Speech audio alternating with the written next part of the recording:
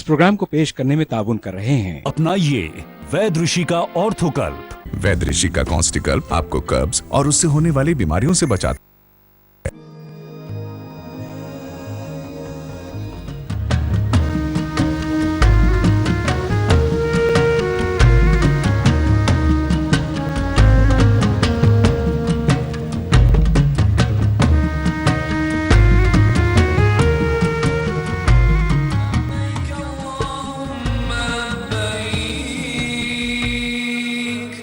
لبيك لا شريك لك لبيك إن الحمد والنعمة لك والملك لا شريك لك. الحمدللہ رب العالمین والعاقبۃ للمتقین الصلاۃ والسلام علی سید الانبیاء والمرسلین الصلاۃ والسلام علی عبدہ ورسولہ محمد المصطفیٰ امام الانبیاء خاتم النبیین وعلی آلہ اصحابہ الطیبین الطاہرین رضوان اللہ تعالی علیہم اجمعین. قال اللہ تعالی فی القرآن المجید والفرقان الحمید الحج اشہر معلومات نحمدہ ونصلی علی رسول الکریم اما بعد. ہزار بار بشویم دہن ز مشک و گلاب ہنوز نام تو گفتن کمال بے ادبیست ادب گاہست زیر آسماں از عرش نازک تر نفس گم کردمی آیا جنید و بایزید اینجا. حضور آپ کی جو اتباع کرتے ہیں، حضور آپ کی جو اتباع کرتے ہیں وہ اپنے نفس کا کھل کر دفاع کرتے ہیں.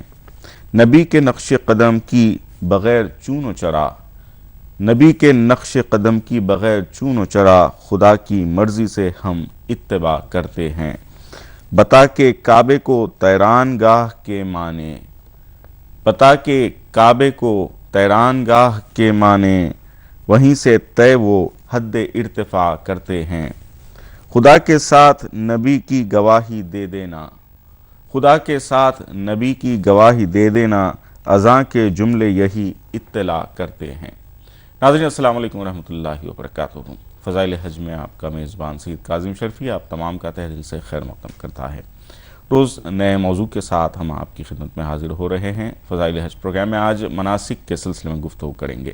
ہمارے ساتھ جو مہمان عالم دین یہاں پر تشریف فرما ہیں میں ان کا تعارف کروا دیتا ہوں. ہمارے ساتھ موجود ہیں حضرت العلامہ مولانا سید ضیاء الدین نقشبندی قادری صاحب، شیخ الفقہ جامعہ نظامیہ اور director Abul Hasanat Islamic research centre www.ziaislamic.com. محترم پروگرام میں آپ کا خیر مقدم ہے. اس کے ساتھ آپ کے ہمارے ہر دل عزیز نعت خواں جناب اسد خان صاحب یہاں پر تشریف فرما ہیں. ہم باری باری آپ سے نعت سنتے رہیں گے. آئیے ناظرین پروگرام کا آغاز کرتے ہیں گفتگو کا بغیر کسی زائد تمہید کے. ہم محترم حضرت علامہ مفتی سید ضیاء الدین صاحب قبلہ کو جو ہے اظہار خیال کا موقع دیتے ہیں. حضرت جس طرح فرائض مسلمان انجام دیتے ہیں ہر وہ موقع پر جو اللہ تعالیٰ کی اتباع کے لیے، حج ایک ایسا موقع ہے جہاں پر کچھ لوگ یہ تو نمازیں ادا ہوتی ہیں، ایک عبادت تو وہیں ہو گئی ہے اور توحید کے علمبردار بن جانا ہے، وہاں پر لبیک کی صدائیں جو ہے لگاتے رہنا ہے. پھر اس کے علاوہ جو لوگ خواہش رکھتے ہیں وہ ایک اور عبادت نفل روزے ادا کر لیتے ہیں.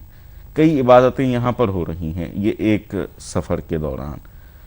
اس کے اندر حج کے دوران جو مناسک بتائے گئے ہیں، مناسک جو ایک الگ ہٹ کے ایک عبادت کا جو درجہ رکھتے ہیں، اس کا کیا ثواب رکھا گیا ہے، اس کے کیا فضائل بیان کیے گئے ہیں؟ الحمدللہ رب العالمین والصلاة والسلام علی حبیبہ سید الانبیاء واشرف المرسلین وعلى آلہ الطیبین الطاہرین واصحابہ الاکرمین الافضلین ومن تبعہم وأحبهم بإحسان اجمعین الى یوم الدین. اما بعد، بہت ہی بہترین سوال ہے کہ یہ مبارک فریضہ حج ادا کرنے کے لیے جو خوشا نصیب اور سعادت مند اور خوش نصیب لوگ جایا کرتے ہیں، یقیناً یہ بخت آور ہیں، وہاں رحمتوں اور برکتوں کو پانے کے لیے جاتے ہیں.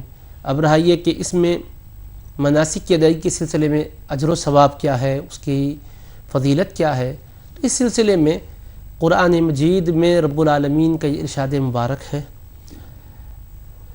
وَأَتِمُّ الْحَجَّ وَالْعُمْرَةَ لِلَّهِ. اور تم اللہ کی رضا اور خوشنودی کے لیے حج اور عمرہ کو کامل طور پر ادا کرو۔ اس میں رب العالمین نے سب سے پہلے تو یہ بتایا کہ یہ اللہ کی رضا اور خوشنودی کے لیے ہو۔ جب اللہ کی رضا اور خوشنودی کے لیے ہے تو یقیناً اس سے بڑھ کر کوئی اور نعمت نہیں ہو سکتی کہ اس عبادت سے رب العالمین اپنے بندے سے راضی ہوتا ہے۔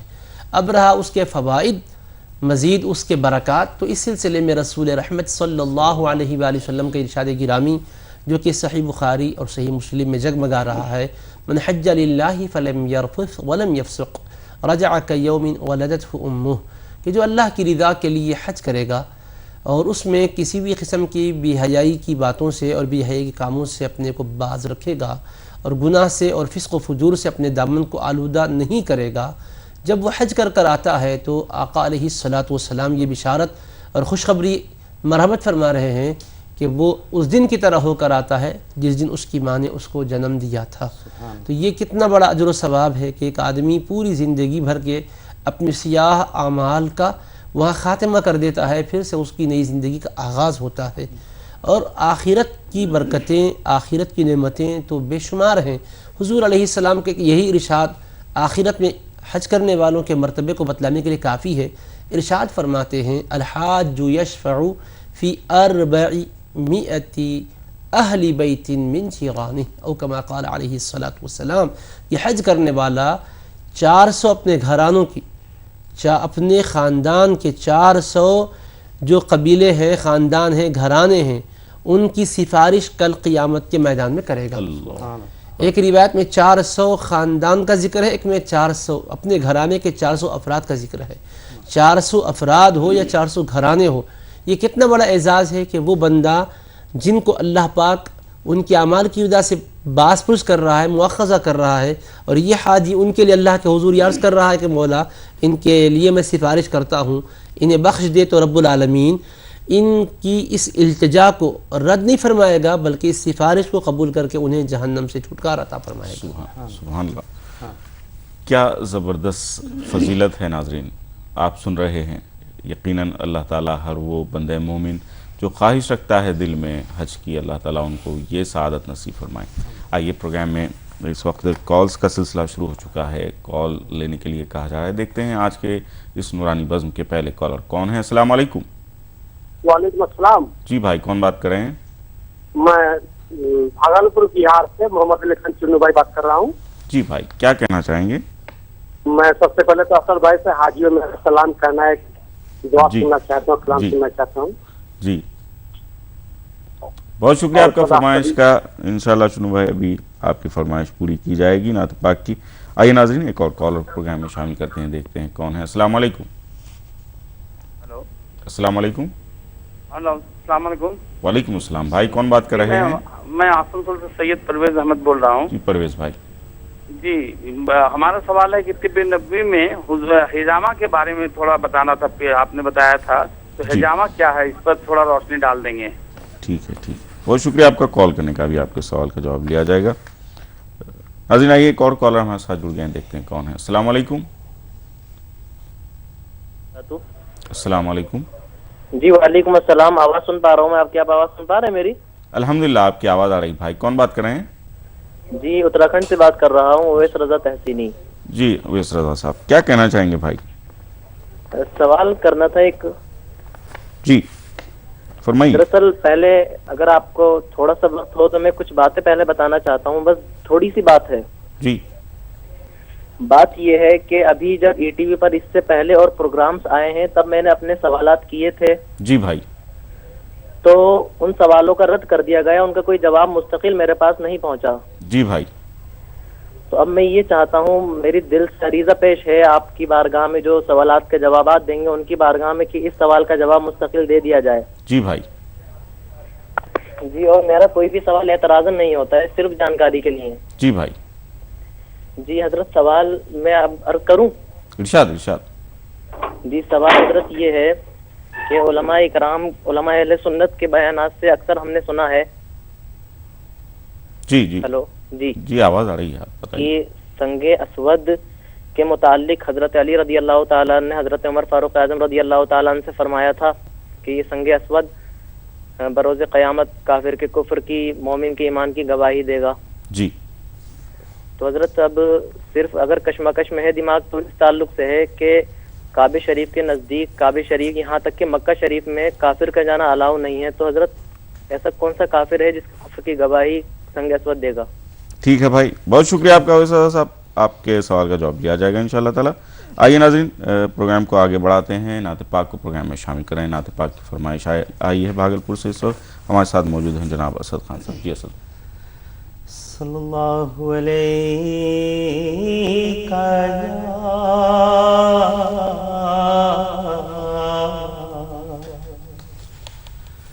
رسول اللہ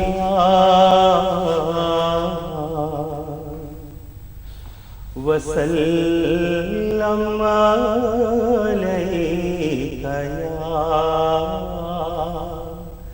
حبیب اللہ. کوئی سلیقہ ہے آرزو کا،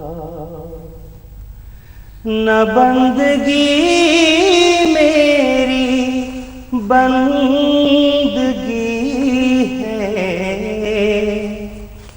یہ سب تمہارا کرم ہے آقا، یہ سب تمہارا کرم ہے آقا.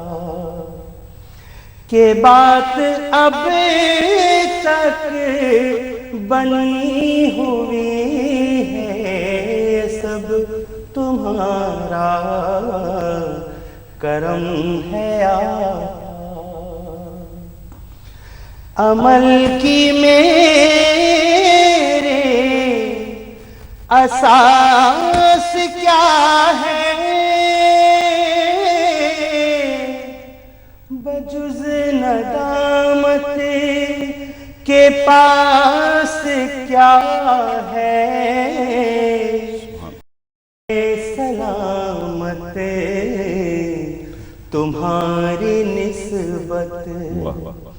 میرا تو ایک آسرا یہی ہے، رہے سلامت تمہاری نسبت.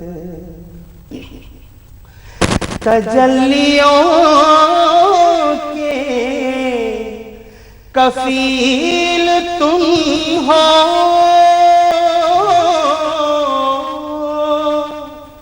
مراد قلب خلیل تم ہو، خدا کی روشن دلیل تم ہو. یہ سب تمہاری ہی روشنی ہے، خدا کی روشن دلیل تم ہو. یہی ہے خالد اساس رحمت، یہی ہے خالد بنا عظمت. نبی کا عرفان زندگی ہے، نبی کا عرفان زندگی ہے، نبی کا عرفان بندگی ہے. یہ سب تمہارا کرم ہے آقا. کہ بات اب تک بنی ہوئی ہے، سب تمہارا کرم ہے. سبحان اللہ، سبحان اللہ. بہت بہت بات آپ نے پیش فرمائی. بہت بہت شکریہ اسد بھائی. ناظرین آئیے ایک مختصر سے وقفے پر جا رہے ہیں. انشاءاللہ العزیز آپ کے سوالات کے جوابات وقفے کے بعد دیں گے. لیتے ہیں ایک مختصر سا وقفہ.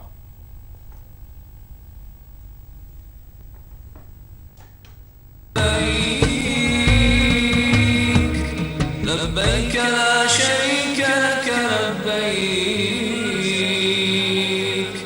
إن الحمد والنعمة لك والملك لا شريك لك.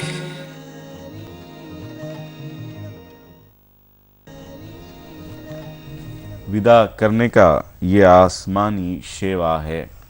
ودا کرنے کا یہ آسمانی شیوا ہے. نماز دے کے نبی کو ودا کرتے ہیں.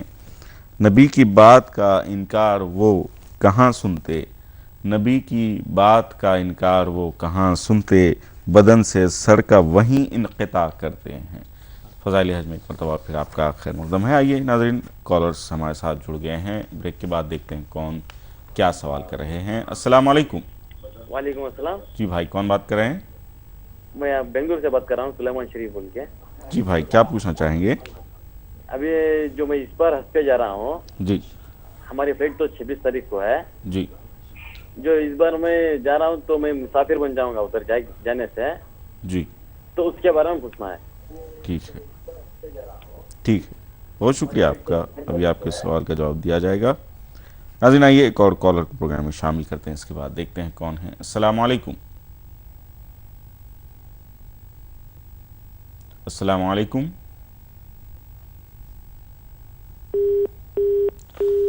لگتا ہے کال ڈراپ ہو گئی ہے. مفتی صاحب جو سوالات آ گئے ہیں ہم کو شامل کرتے ہیں. بھائی نے سوال کیا سنگ اسود سے متعلق کیا احکام ہے اس تعلق سے. بسم اللہ الرحمن الرحیم. آپ نے جس حدیث مبارک کے متعلق پوچھا ہے وہ سیدنا علی مرتضیٰ کرم اللہ تعالی وجہہ الکریم سے متعلق ان سے مروی روایت ہے, جس کو امام حاکم ابو عبداللہ نیشاپوری رحمۃ اللہ علیہ نے المستدرک علی الصحیحین میں بیان کیا.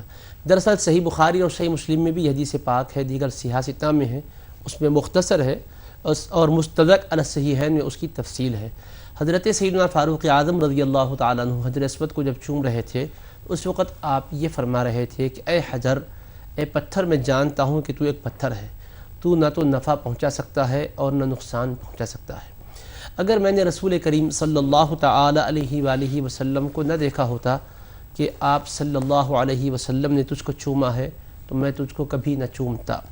تو حجر اسود کو چومتے ہوئے بوسہ لیتے ہوئے فاروق اعظم نے حضور اکرم علیہ الصلاۃ والسلام کی سنت مبارکہ کا حوالہ دیا. لیکن ایک جملہ آپ نے ساتھ ساتھ جو فرمایا کہ تو ایک حجر ہے, لا تنفع ولا تضر, نہ نفع دے سکتا ہے نہ نقصان دے سکتا ہے. تو اس موقع پر سیدنا علی مرتضیٰ کرم اللہ وجہہ الکریم وہاں تشریف فرما تھے. تو آپ نے فرمایا کہ اے عمر کیا کہہ رہے ہو, کیا یہ نفع اور نقصان نہیں دے سکتا ہے؟ اس کی ذات سے بذات خود تو کوئی نفع دینے والا ہے نہ کوئی نقصان دینے والا, یہ تو اسلام کا مسلمہ عقیدہ ہے. لیکن یہ کہ اللہ پاک کل محشر کے میدان میں اس کو جس شان سے اٹھائے گا, انہوں نے اس حدیث پاک کا حوالہ دیا کہ فرمایا علی مرتضیٰ کرم اللہ وجہہ الکریم ورضی اللہ تعالیٰ عنہ نے کہ میں نے حضور نبی پاک صلی اللہ علیہ وسلم سے یہ ارشاد مبارک سنا ہے کہ آپ صلی اللہ علیہ وسلم نے فرمایا کل محشر میں اللہ تبارک و تعالی حجر اسود کو اس طرح اٹھائے گا کہ اس کو 2 آنکھیں بھی ہوں گی اور زبان بھی ہوگی, اور جس نے حق کے ساتھ اس کو چوما ہے اس کے ایمان والے ہونے کی یہ شہادت اور گواہی دے گا. اور جس نے چومتے وقت عقیدے میں کوئی تذبذب لا لیا یا اس کے ایمانی کیفیات میں کوئی فرق رہا یا پھر دل میں کفر کو چھپا کر بظاہر ایمان کا اظہار کیا ہوا تھا, وہ اس کو چوما ہوا ہے, تو کل محشر میں اس کے نفاق کی اور اس کی بد اعتقادی کی بھی وہ گواہی دے گا, کفر کی بھی گواہی دے گا. تو بھائی آپ کو اشکال یہ پیدا ہوا کہ حرم پاک میں داخل تو وہ لوگ ہی ہوتے ہیں جو کلمہ گو ہوتے ہیں, جو اللہ اس کے رسول علیہ السلام پر ایمان رکھنے والے ہوتے ہیں, دوسرے تو اندر آتے نہیں, ان کے لیے وہاں داخلہ رکھا بھی نہیں گیا ہے. تو پھر وہ چومنے والے جو بھی ہوں گے سب اہل ایمان ہیں, تو پھر کافروں کے کفر کی کیسے گواہی دے گا؟ یہ اشتباہ جو آپ کو ہوا ہے, یہ حدیث پاک میں یہ تو نہیں فرمایا ہے حضور پاک علیہ السلام نے کہ جو کافر آ کر چومے گا اس کافر کی کفر کی گواہی دے گا. یعنی مطلب یہ کہ آپ یاد رکھیے, ایک ہے بندہ مومن جو ایمان کا اظہار کرتا ہے. کسی کا مومن ہونا زبان سے اقرار جب وہ کرتا ہے تو ہم کو معلوم ہوتا ہے, دل کے اندر کی کیفیات آپ ہم نہیں جانتے. وہ بھی لوگ دنیا میں ہیں جن کا قرآن مجید میں اللہ نے تذکرہ کیا، وَمِنَ النَّاسِ مَن يَقُولُ آمَنَّا بِاللَّهِ وَبِالْيَوْمِ الْآخِرِ وَمَا هُمْ بِمُؤْمِنِينَ۔ لوگوں میں کچھ وہ لوگ بھی ہیں جو کہتے ہیں ہم اللہ پر ایمان لائے اور آخرت کے دن پر ایمان لائے، وَمَا هُمْ بِمُؤْمِنِينَ، حالانکہ یہ مومن نہیں ہیں۔ تو وہ دل میں جو کفر کو چھپا کر اظہار ایمان کا کرتے ہیں، کلمہ پڑھتے ہیں، ہم تو ان کے اس اقرار اور اظہار کو دیکھتے ہوئے مومن ہی کہیں گے، لیکن دل کا چھپا وہ کفر آپ نہ تو کوئی آج کے آلے سے معلوم کر سکیں گے نہ اپنی نظر سے معلوم کر سکیں گے۔ اللہ نے حجر اسود میں وہ صلاحیت ودیعت کی اور اس کے اندر وہ تمیز کی قابلیت عطا فرمائی کہ چومنے والے کے دل کی کیفیت کیا ہے وہ جانتا ہے، وہ محفوظ کرتا ہے، اور وہ محشر کے میدان میں کہے گا کہ ہاں یہ جو چوم رہا تھا یہ ظاہراً زبان سے اظہار کرتا تھا، دل میں اس کے کفر تھا، نفاق تھا، یہ دل کے کفر و نفاق کو وہاں ظاہر کرے گا۔ یہ نہیں ہے کہ ظاہری طور پر وہاں کافر ہی آ کر چومے تو ان کے کفر کو کہے گا، اور جو کلمہ گو ہوں گے اندر سے اگر کفر ہے، نفاق ہے، بد اعتقادی ہے، گستاخی ہے، سوء ادبی ہے، یا کوئی کفری عمل انہوں نے کیا ہے جس کی وجہ سے وہ کلمہ طیبہ کا پڑھنا ان کے لیے محشر میں نجات کا باعث نہیں بنے گا۔ اس لیے کہ ایمان صرف اقرار کا نام تو نہیں ہے نا، دراصل ایمان دل کی کیفیت جس میں تصدیق ہو اس کا نام ہے۔ یہ اقرار دنیاوی احکام کے جاری کیے جانے کے لیے شرط کا درجہ ہے یا رکن کا درجہ ہے، لیکن فقط اقرار کافی نہیں ہے، دل کی تصدیق بھی ضروری ہے۔ تو جس کے دل کی تصدیق کے اندر کوئی نقص ہوگا وہ محشر کے میدان میں اس کے سلسلے میں شہادت اور گواہی دے گا، سچے مومنوں کے سچے ایمان کی گواہی دے گا تو ان کو فائدہ پہنچا رہا ہوگا، اور جو دل کے بے ایمان ہوں گے ان کی بے ایمانی کی گواہی دے رہا ہوگا تو ان کے لیے ضرر ہوگا ان کو اس کی گواہی کی بنیاد پر۔ اور یہی ایک حجر اسود ہی کی قیامت میں گواہی نہیں ہے، خدا کی گواہیاں اور بھی ہیں جو اس نے مقرر کی ہے کہ کرامن کاتبین دفتر پیش کر دیں گے، ہمارے جسم کے اعضاء ہمارے خلاف گواہی دیں گے، اور جس دھرتی اور زمین پر ہم نے گناہ کیے یا کفر کیا یا اندر پلاننگ کی، منصوبے کی، وہ زمین کے ذرات کو بھی اللہ محشر میں جو اجازت دے گا۔ قرآن میں جیسا یومئذ تحدث اخبارها بان ربک اوحی لها، آپ کے رب نے بتلایا ہوگا زمین کا ذرہ ذرہ بھی ہمارے خلاف گواہی دے گا۔ اس طرح سے وہ شہادتیں پوری ہوگی، ایک شہادت اس میں حجر اسود کی بھی ہوگی۔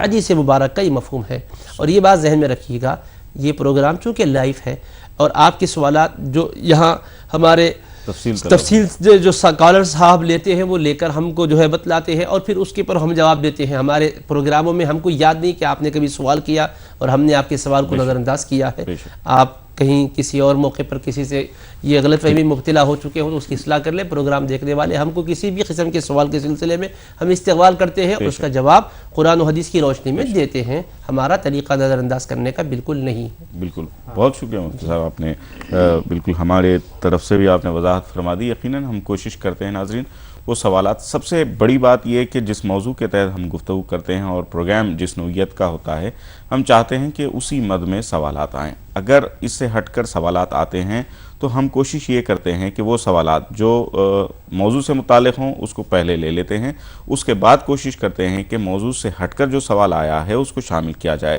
اگر وقت رہتے ہمارے سارے سوالات جو موضوع سے متعلق تھے وہ مکمل ہو جاتے ہیں تو ہم اس سوال کو بھی شامل کر لیتے ہیں جو موضوع سے متعلق نہیں ہے، اکثر ایسا ہی ہوا ہے۔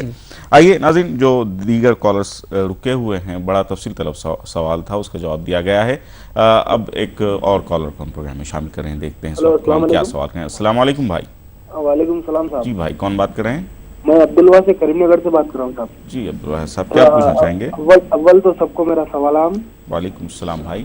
جی میرا ایک کوشچن کیا ہے بولے تو دوران حج 5 دن جی اور عمرہ جب بھی ہم جاتے، یہ میرے والدہ کے متعلق تھا، تو عورت لوگ اپنا چہرہ نہیں پوچھنا ہے یا چہرے پہ کچھ نہیں ڈھانپنا ہے، چہرے پہ کچھ لگنا نہیں ہے جی، تو ہم کو یہ بھی عائد ہے کیا ہمارا چہرہ دھونے کے بعد ٹاول سے پوچھنا نہیں یا پسینہ کچھ آیا تو پوچھنا نہیں دوران حج اور عمرہ؟ ٹھیک ہے۔ اور ایک میرے والدین کے متعلق ہے یہ سوال، ان کو گھٹنوں اور کمر میں درد رہتا جی، اب ان کا کیسا تکلیف کا یہ ہے، اگر گھٹنا بھی درد ہو گیا تو اسپرے مارنے سے ریلیکس ہو جاتا تھا۔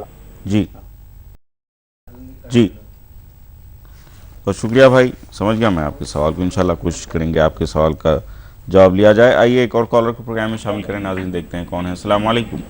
ہیلو، السلام علیکم۔ وعلیکم السلام بھائی، کون بات کر رہے ہیں؟ हाँ, मैं स्टूडियो में मौजूद सभी को मेरा अस्सलाम वालेकुम। वालेकुम अस्सलाम भाई। जी भाई, सवाल बताएं।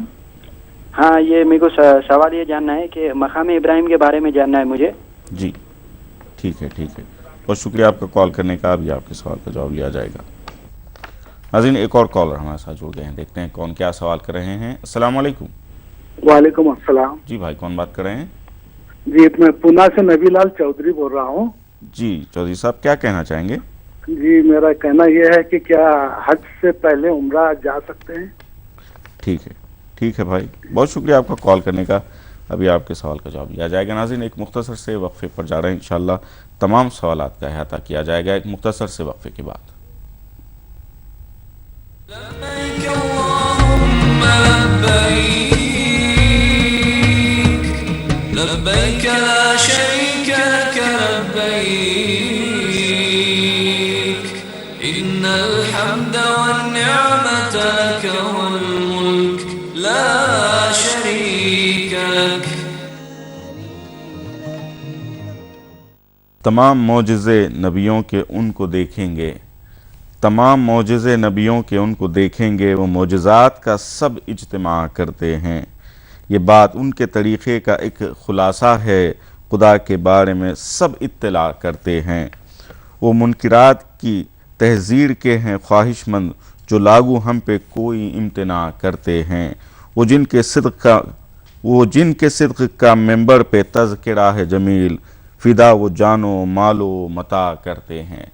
फ़ज़ाइल हज में एक मरतबा फिर आपका खैर मक़दम है। नाज़रीन, आइए गुफ्तगू के सिलसिले को जारी रखते हैं, लेकिन इस वक्त नात पाक की चूँकि फरमाइश आई है, हम सबसे पहले नात पाक को प्रोग्राम में शामिल कर रहे हैं।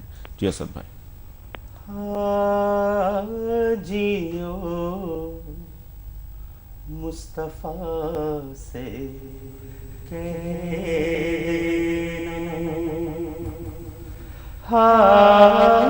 जियो मुस्तफ़ा से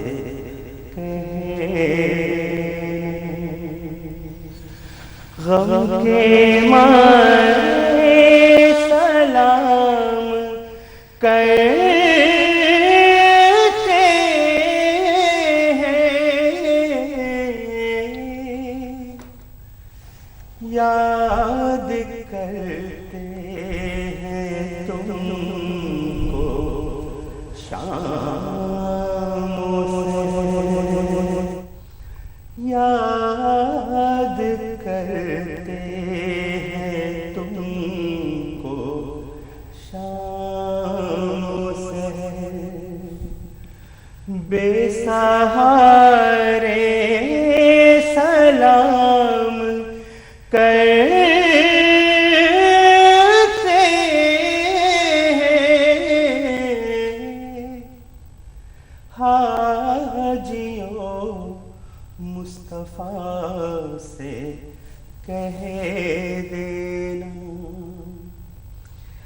अल्लाह अल्लाह हुजूर की बातें, मरहबा रंगो नूर की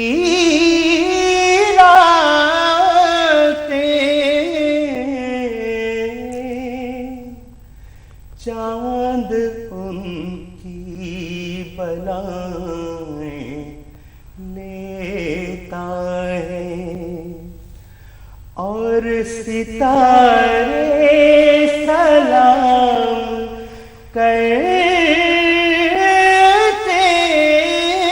हैं, हाजियों मुस्तफ़ा से कह देना।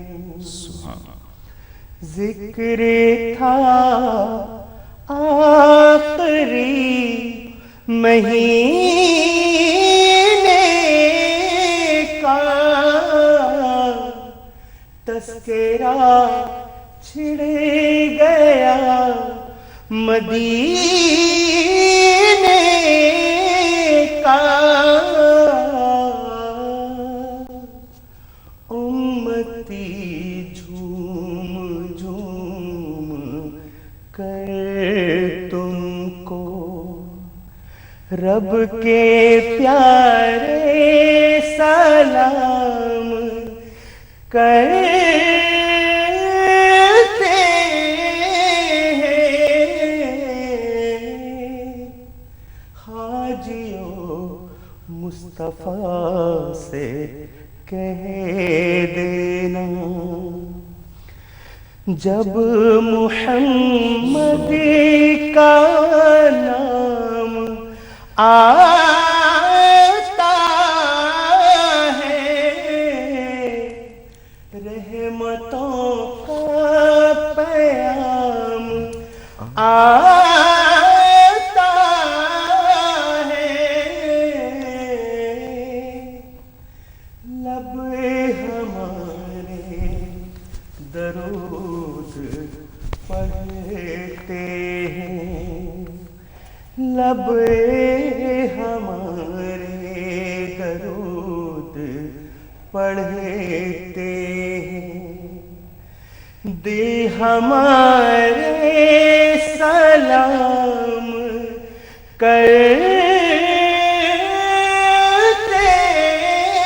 ہیں، سبحان اللہ۔ حاجیوں مصطفیٰ سے کہہ دینا غم کے مارے سلام کرتے ہیں، یاد کرتے ہیں تم کو شام و سحر، بے سہارے سلام کرتے ہیں، حاجیوں مصطفیٰ سے کہہ دینا۔ سبحان اللہ، بہت خوب، بہت پیارا سلام آپ نے پیش فرمایا اسد بھائی، بہت شکریہ۔ ناظرین آئیے سوالات کی طرف آتے ہیں۔ مفتی صاحب، حج میں یہاں سے جانے کے بعد نمازیں جو ہے وہ قصر کرنا پڑیں گی یا مسافر کہلائیں گے یا پھر مقیم کہلائیں گے، اس سلسلے میں سوال ہے۔ جی، یہاں سے جو آپ تشریف لے جا رہے ہیں، مکہ مکرمہ پہنچنے کے بعد آپ یہ دیکھیں کہ مینا تک آپ کا قیام کتنے دن کا ہو رہا ہے۔ مینا روانگی تک اگر آپ کے کامل 15 دن ہو رہے ہیں تو پھر آپ شرعاً مقیم ہیں، آپ وہاں 4 رکعات والی جو نماز ہے، جیسے ظہر ہے، عصر ہے، عشاء ہے، مکمل 4 رکعات ہی پڑھیں گے، اس میں قصر نہیں کریں گے۔ اور اگر قیام مینا کی روانگی تک آپ کا 15 دن سے کم ہو رہا ہے تو پھر آپ مسافر ہیں۔ مینا روانہ ہونے سے پہلے بھی اگر اپنے طور پر نماز پڑھ رہے ہیں آپ تو پھر 4 رکعات والی نماز میں 2 رکعات ہی پڑھیں گے، سنتیں تو پڑھیں گے لیکن فرض میں قصر ہے، ظہر، عصر اور عشاء میں۔ اس طرح مینا، عرفات، مزدلفہ میں قیام کے دوران بھی یہی معاملہ ہوگا۔ یہ اب تک جس مسئلے پر فتویٰ دیا جا رہا تھا وہ یہ بات ہے، لیکن آج وہاں کے کچھ بلدیہ کے نظام کے اندر جو تبدیلی ہوئی ہے اس کے باعث مینا کو مکہ مکرمہ ہی میں شمار کرتے ہوئے بعض علماء احناف بھی موجودہ دور کے یہ فتویٰ دے رہے ہیں کہ جملہ مکہ مکرمہ کا قیام اگر 15 دن ہے تو پھر وہ مینا کی روانگی سے پہلے 15 دن ہو رہا ہو یا جملہ قیام 15 دن بن رہا ہو، مقیم کہلاتے ہیں، انہیں اقامت کے اعتبار سے 4 رکعات نماز ادا کرنی ہوگی۔ اسی طرح مینا، عرفات و مزدلفہ میں بھی یہی حال ہوگا۔ تو اس طرح بھی علماء احناف فتویٰ دے رہے ہیں، لیکن جمہور علماء احناف کا فتویٰ جو تھا وہ یہ ہے کہ مینا نکلنے تک کتنے دن ہو رہے ہیں یہ دیکھے جائیں گے۔ 15 دن کا اگر قیام ہے تو پھر وہ اقامت کی نماز پڑھیں گے، 15 دن سے کم ہے تو پھر قصر پڑھیں گے۔ اب علماء کرام میں کوئی نفس ہے نہ کوئی ذات ہے، ہر ایک کی تحقیق ہے جس کو انہوں نے اپنی تحقیق کو پیش کیا ہے۔ اگر کسی کو کسی تحقیق پر اعتبار اور اعتماد آ رہا ہو تو اس پر وہ عمل کر رہا ہو، تو اس میں اختلاف یا جھگڑا یا کوئی انتشار پیدا کرنا یہ بھی غلط بات ہے۔ ناظرین اس بات کو بھی سمجھیں۔ بعض لوگ ان مسائل جزئیہ میں قدر اختلاف کی نوعیت کو نہیں سمجھ کر وہ کہتے ہیں کہ کیوں ایسا نہیں ہوتا کہ ایک ہی قسم کی بات ہو جائے۔ تو دیکھیے گا یہ صحابہ کے دور سے ہی یہ بات رہی ہے، بعض مسائل میں 2 قسم کی رائے رہی ہے۔ اس وجہ سے امت کو اللہ پاک نے ایک راستہ دکھایا اہل علم کے ذریعے سے، صحابہ کے ذریعے سے، سنت و قرآن کے ذریعے سے، تو اس میں اختلاف جہاں ہے وہ ذات اور نفس کا نہیں ہوتا، اجتہاد کا ہوتا ہے، تحقیق کا ہوتا ہے، حکم کو سمجھانے میں، اس کی تفہیم میں اور اس حکم کو مرتب کرنے میں، اس پر منطبق کرنے میں ہوتا ہے۔ تو اس میں کوئی اللہ کے پاس مؤاخذہ بھی نہیں ہوتا اس سے معاملات میں، کیونکہ حضور علیہ السلام نے فرمایا ہے، بخاری شریف کی حدیث پاک ہے، جب مجتہد اجتہاد کرے اور کوئی حکم بیان کرے، حاکم حکم لگائے اور وہ اگر حق کو پا جائے تو 2 ثواب ملتے ہیں، اگر اس اجتہاد میں اس سے اگر بھول چوک ہو جائے تو بھی اس کو 1 ثواب ملتا ہے۔ حدیث خود بخاری سے یہ بات ثابت ہے۔ جی بہت شکریہ مفتی صاحب۔ اس کے بعد سوال تھا عورتوں کے لیے احرام کی حالت میں جب وضو کرتی ہیں چہرے پر پانی رہتا ہے، ایسی صورت میں پوچھنے کے کیا احکام ہیں یا پسینہ آ جائے؟ دیکھیے چہرے کو کپڑا نہ لگے، یہ خواتین کے لیے بھی ہے، مرد حضرات کے لیے بھی ہے۔ تو جب وضو کریں گے یا پانی اگر جیسے پسینہ بھی آیا تو اس کو دور کرنا منع نہیں ہے، کپڑے سے دور نہیں کریں گے، ٹیشو پیپر استعمال کر سکتے ہیں۔ کپڑے کا استعمال کرنا، کپڑے سے پوچھنا یا کپڑا اوڑھنا یہ منع ہے، لیکن ٹیشو پیپر کا استعمال منع نہیں، اس کو استعمال کریں۔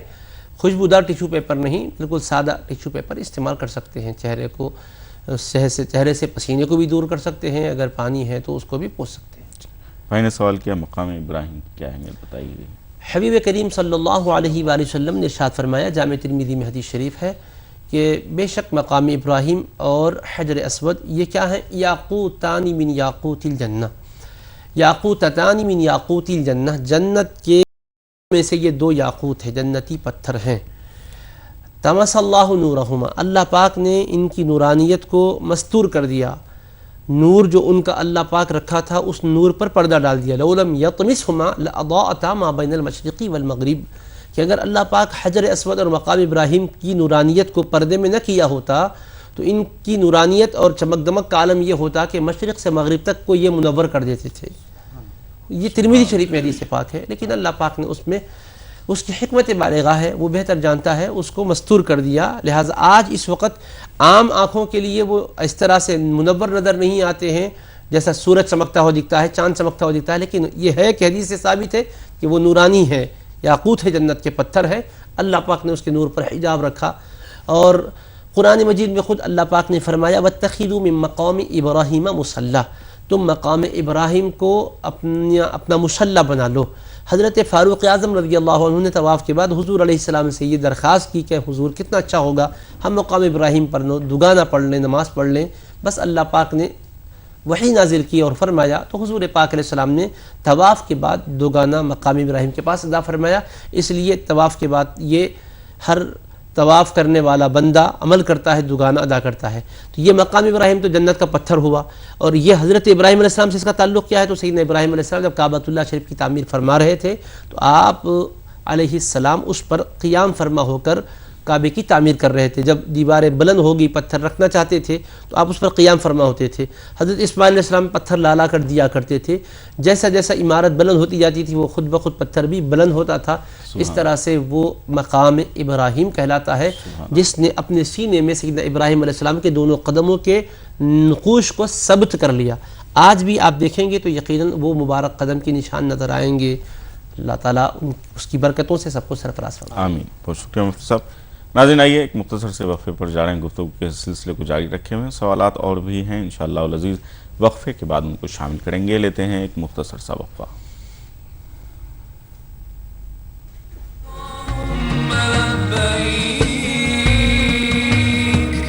لبيك لا شريك لك لبيك إن الحمد والنعمة لك والملك لا شريك لك۔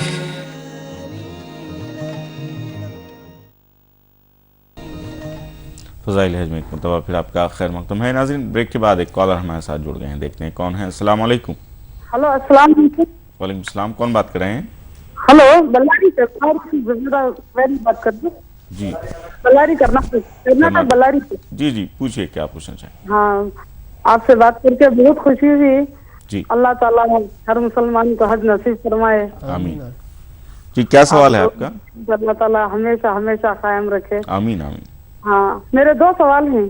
جی ایک سوال ہے، ہم لوگ شوہر بیوی حج کر کے آ گئے ہیں، جی وہ کیا ہے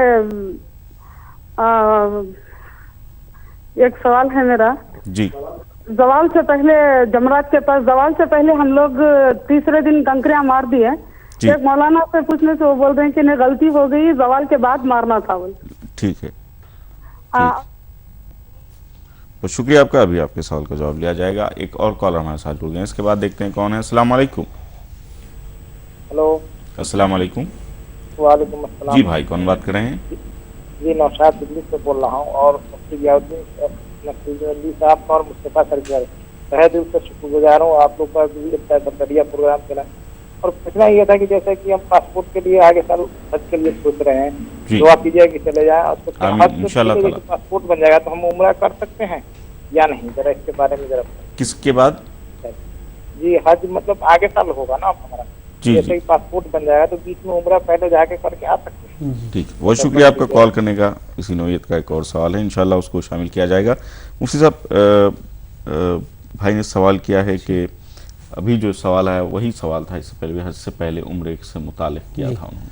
یقیناً اللہ پاک یہ سعادتیں جن کو نصیب فرما رہا ہے وہ ان سعادتوں کے حصول کے سلسلے میں پیش قدمی کریں. آپ فرما رہے ہیں کہ پاسپورٹ بنوا لیں گے آپ, آئندہ سال حج کا ارادہ ہے, اس سے پیشتر اگر آپ عمرے کو بھی جانا چاہتے ہیں تو ضرور جائیے گا. نبی کریم صلی اللہ علیہ وسلم نے فرمایا تابعوا بین الحج والعمرہ, کہ تم پیدر پہ حج اور عمرہ کیا کرو. فإنہما ینفیان الفقر والذنوب, کیونکہ یہ تنگ دستی کو, گناہوں کو ایسے ہی دور کرتے ہیں. کما ینفی الکیر خبث الحدید والذہب والفضہ, جس طرح کہ لوہے آگ کی بھٹی لوہے کے, سونے کے, چاندی کے میل کچیل کو دور کر دیتی ہے. تو حج سے پہلے عمرہ کرنا منع نہیں ہے.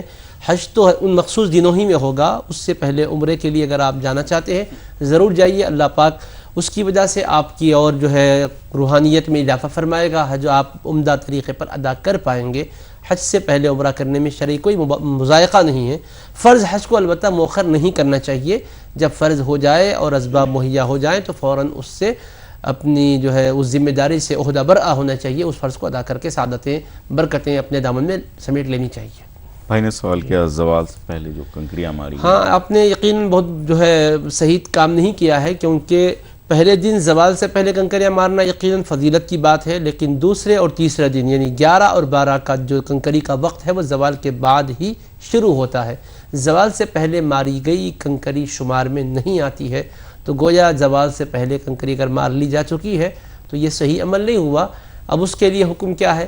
حکم یہ ہے کہ واجب ترک ہو گیا ہے, بکرے کی قربانی دلوا دی جائے, اور وہ حرم کے حدود ہی میں دلوانی چاہیے. آپ کو جانے کی ضرورت نہیں ہے, جو بھی جا رہے ہیں ان کے ذریعے سے کروا دیں. اور یاد رکھیں حج کے لیے 1 لاکھ 2 لاکھ 3 لاکھ 4 لاکھ جتنی بھی رقم خرچ کی گئی ہے, یہ کیا ہے 4-5 ہزار کی بات ہوتی ہے, لیکن اس میں اپنے فریضے کے سلسلے میں ایک جو ذمہ داری تھی وہ پوری ہو جاتی ہے. بعض لوگ جب جنایت کی بات آتی ہے, قربانی دینے کی بات آتی ہے, تو ذرا سا وہ ایک دم فکر میں آ جاتے ہیں. فکر میں آنے کی ضرورت نہیں ہے. جو حکم ہے اس کے خلاف ورزی ہونے پر جو شریعت مقرر کرتی ہے وہ کفارہ ادا کرنا پڑتا ہے. اللہ پاک اپنے کرم سے یہ موقع دیا ہے, ورنہ اگر یہ موقع اللہ نہ دیتا ہوتا تو ہم کہاں سے ادا کر سکتے. تو بہرحال جنایت جو بھی ہے اس کا ایک کفارہ جو ہے دم کی شکل میں ادا کر لینا چاہیے. بہت بہت شکریہ مفتی صاحب. ناظرین, پروگرام اختتامی مراحل میں داخل ہو گیا ہے. ہم دونوں مہمانوں کو بہت مشکور ہیں, آپ نے اپنا قیمتی وقت عنایت فرمایا. چلتے چلتے ایک نعت پاک کو پروگرام میں شامل کریں. اپنے میزبان سید کاظم شرفی اور تمام فضائل حج کی پوری ٹیم کو اجازت دیجیے. اللہ حافظ. السلام علیکم. جی اسد. کعبے کی رونق, کعبے کا منظر, کعبے کی رونق, کعبے کا منظر, اللہ اکبر, اللہ اکبر, دیکھوں تو دیکھے جاؤں برابر, اللہ اکبر, اللہ اکبر. تیرے کرم کی کیا بات مولا, تیرے حرم کی کیا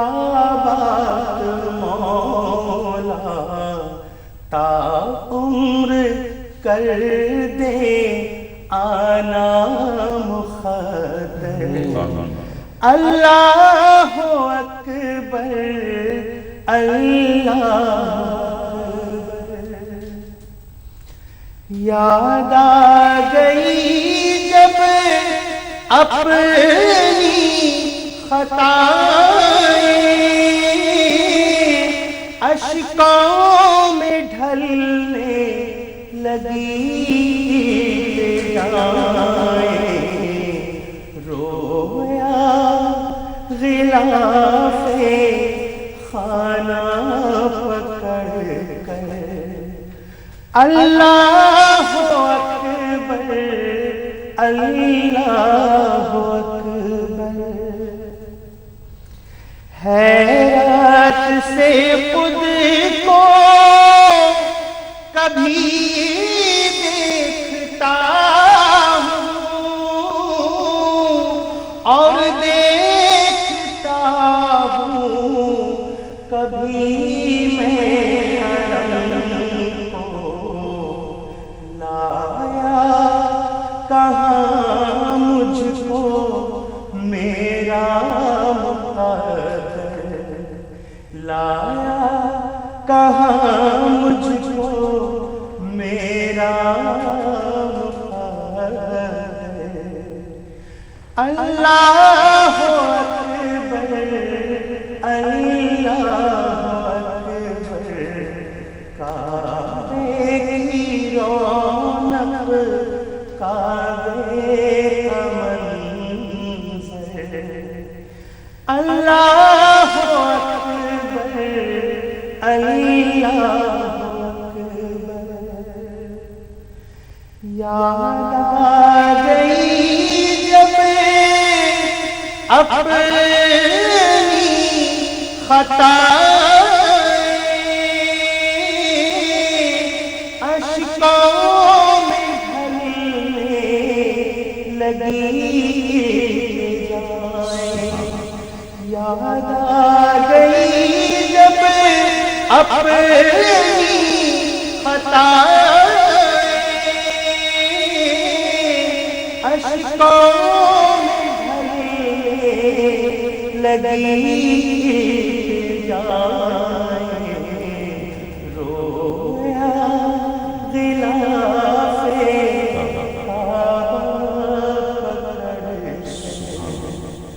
रोया गिलाफे खाना पकड़। لبيك لا شريك لك لبيك إن الحمد والنعمة لك والملك لا شريك لك। इस प्रोग्राम को पेश करने में ताउन किया अपनाइए वैद ऋषि का ऑर्थोकल्प। वैद ऋषि का कॉन्स्टिकल्प आपको कब्ज और उससे होने वाली बीमारियों से बचाता है।